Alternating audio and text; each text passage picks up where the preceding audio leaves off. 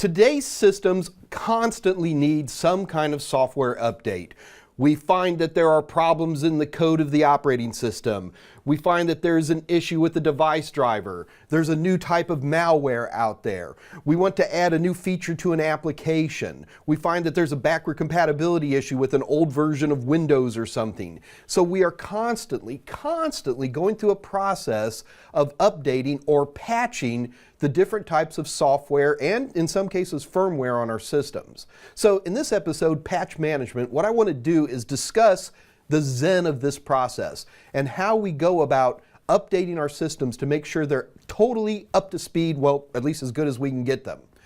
Then we're going to go through Windows Update, which is the primary tool we use in the Windows world.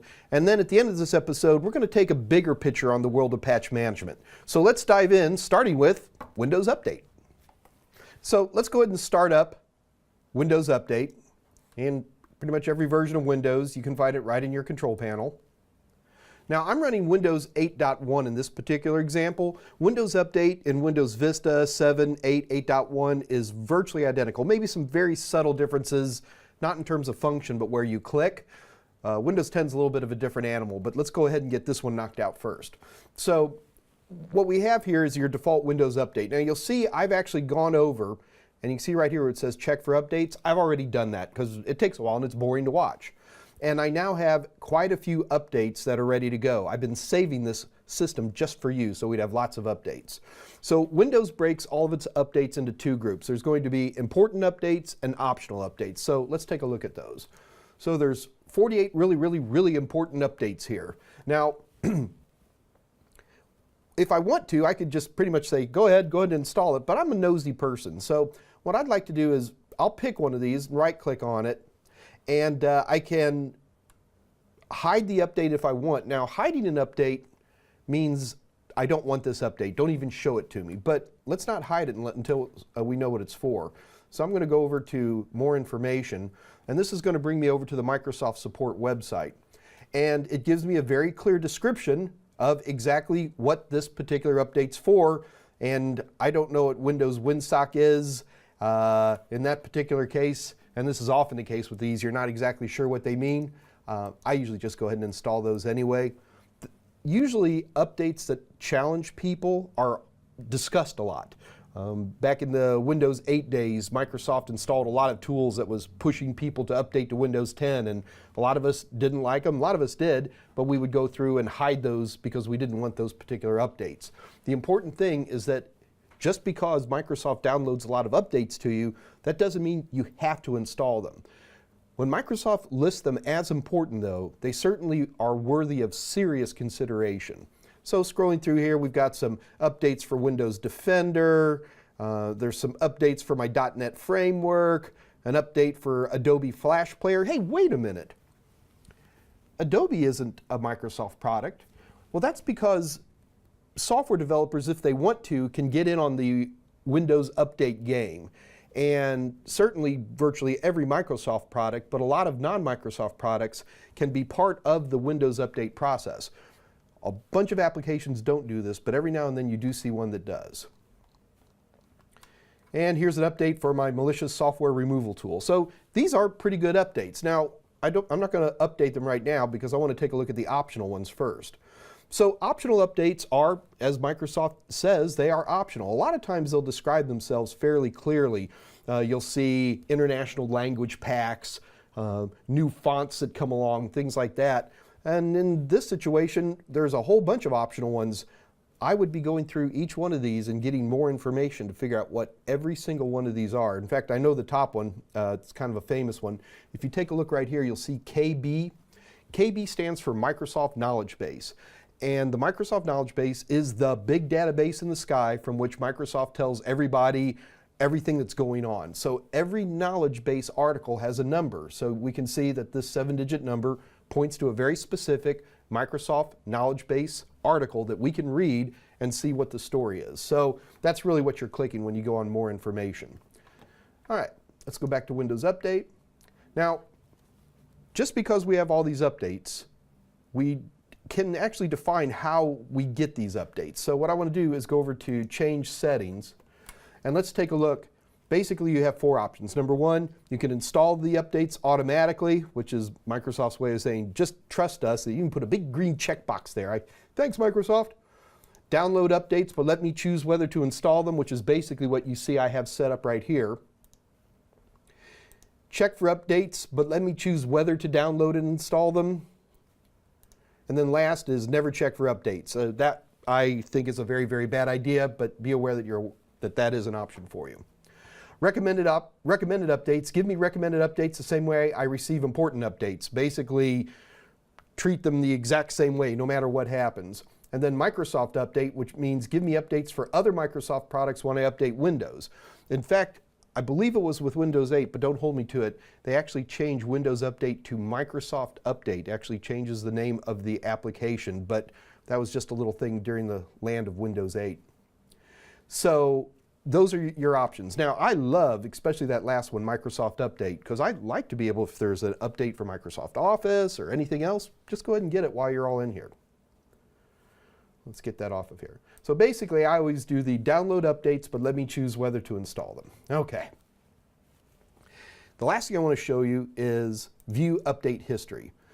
What we're seeing here is all of the updates that you've done on this system to date. And this can be an absolutely massive file sometimes, but it's actually kind of neat because you can go through and look in great detail of exactly what updates you've done.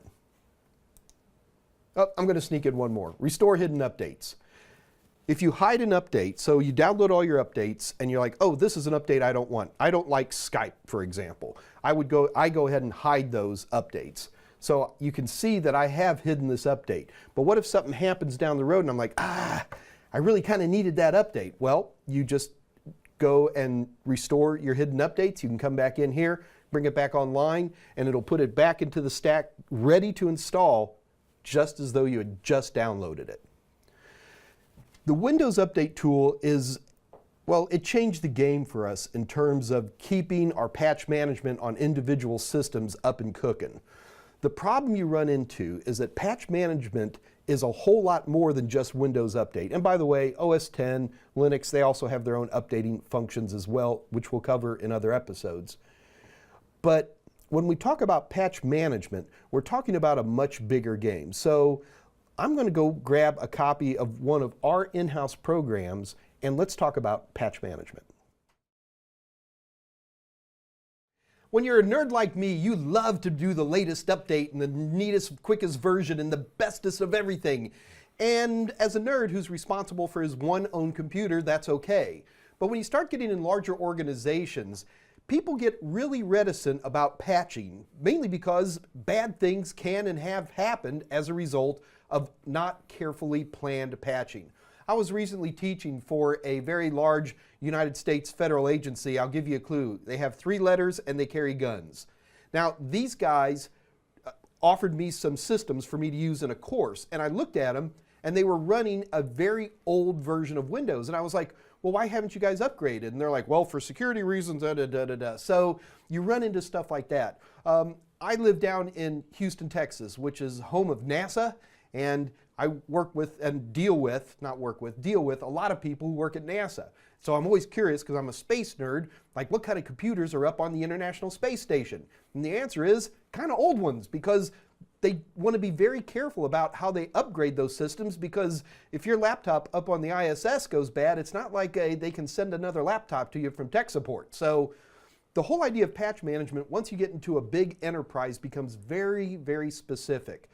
You have groups, you have organizations, committees that get together, they go about and they test the patches on little sandbox systems, they make sure everything's okay, they look at different variations, and then in these organizations, they usually roll out the patch themselves to the individual users. So patch management is a really, really big deal.